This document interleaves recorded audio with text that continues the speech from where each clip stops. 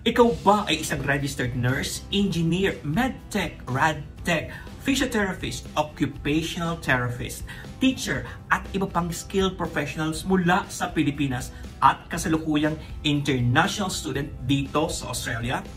Ikaw ba ay nagnanais mag-apply ng residency visa ngunit hindi mo alam kung saan magsisimula? Narito ang ilang hakbang upang maisakatuparan mo ito. Una, kinakailangan mayroon kang registration o licensing kung ikaw ay nabibilang sa mga medical profession. Ikalawa, kinakailangan mo ng skills assessment.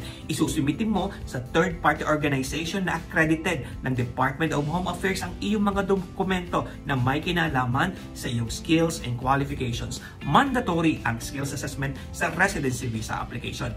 Ikatlo ay ang skills select invitation. Dito mo ilalagay ang lahat ng mga puntos at kinakailangan maka-score ka ng at least 65 upang magkaroon ka ng pagkakataon na ma-invite ng Department of Home Affairs na makapag-lodge ng residency visa.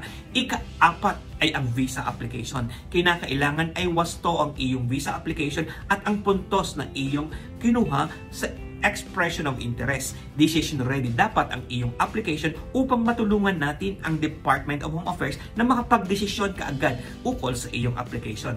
Kaya huwag ka nang maghintay ng visa expiry mo. Gumawa ka ng paraan upang maisakatuparan mo ito. Kung nangangailangan ka ng visa assistance, naririto ang RPS Migration. Mag-WhatsApp lamang sa 0415-831-158 o mag-email sa australia@rpsmigration.com.au. Kay RPS, sulit ang visa mo.